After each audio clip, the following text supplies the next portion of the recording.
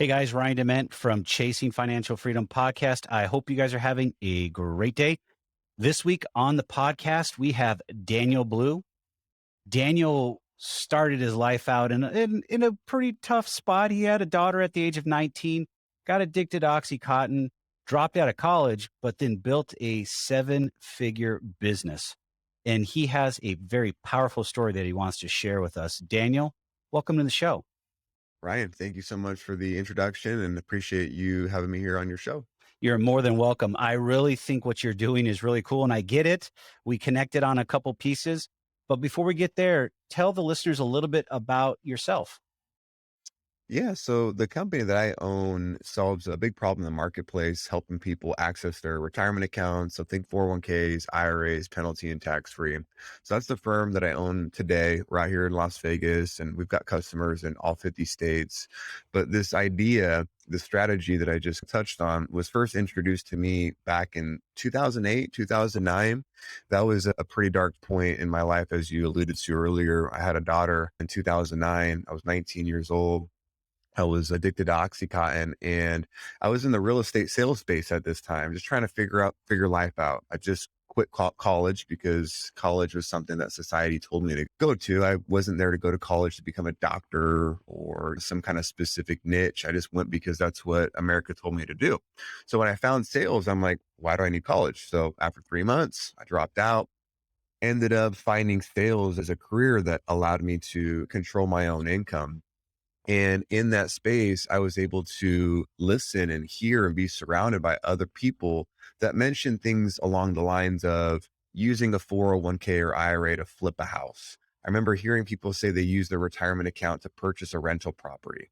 And that stuff was foreign to me, Ryan, because I grew up thinking that 401ks and IRAs is where you buy Nike stock. It's where you buy mutual funds. I had no idea that you could use a retirement account in the types of ways that I was told, right? Using it outside the stock market, like real estate. So I thought this concept was really cool. I knew one day I wanted to jump into this space.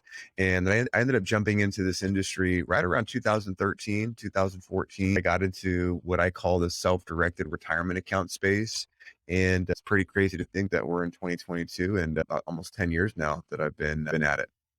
So you heard all that. You started researching it. What did you have to do to get into the space? Is there licensing? What does it require for you to actually help people with their self-directed 401ks or IRAs? Yeah, the cool thing about what we do, Ryan, is we're not financial advisors. So I'm not here to sell stocks or insurance or really push anything. What we're purely designed as is an education company, right? And a lot of where I'm at today is because of other people, learning from other people, getting wisdom.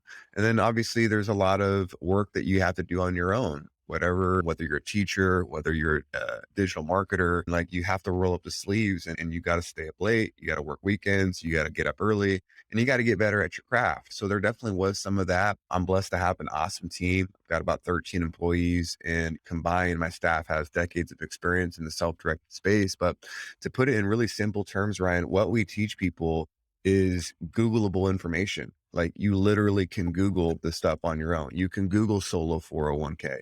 You can Google self-directed IRA. All of this stuff is public information. So we don't sell investments, which means, again, we're not licensed. We just provide pure education and helping people understand that there's this whole other world out here, right? I'm not here to beat up the stock market or say where your money is now and how it's set up now stinks. You should change.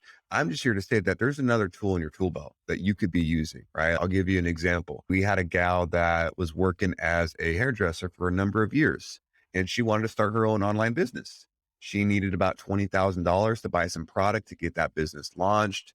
She didn't want to borrow money from the bank. So the idea of accessing her retirement account penalty and tax free to fund her business, that appealed to her. So we were able to teach her how it was possible to take her IRA or 401k from her old job, move it into what's called a solo 401k. And then from there, she can access that money penalty and tax free using the loan feature. And she was able to use that money to pull the $20,000 out of the account, buy her product, fund her business, make money that way. And then fast forward now, she was able to quit her job as a hairdresser, right? Now she has her online business that she's running full time. But that was just a tool in the tool belt that she was able to use at that time. So that's really what we love doing, Ryan, is just we don't sell investments, we sell solutions. Where is someone's point A and how can we get them to point B? So I'm guessing you're not a custodial.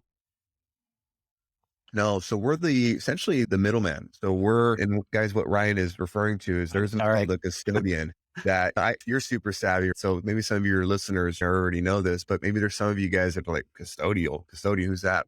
So when you have the ability to invest into a real estate property. Maybe you want to invest into multifamily, some kind of syndication, some kind of real estate deal. You have to have a custodian that could administer that type of investment, right? If your money is at Fidelity or Edward Jones or Vanguard, and you want to invest with Grant Cardone or some other big syndicator real estate investor, and you call your financial advisor and you're like, hey, I want to make this investment in this real estate property, help me.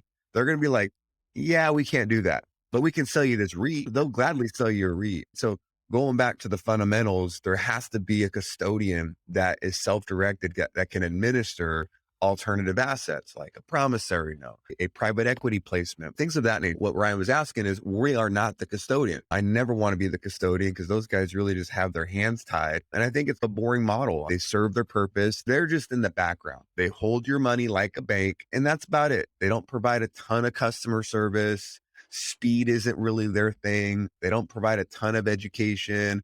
So if you've got a self-directed IRA or a solo 401k with a custodian that can administer alternative assets, a company like ours could help you because we're there to take you by the hand, cross the T's, dot the I's, and take a lot of the paperwork burden off of you, educate you, and just give you that white glove customer service.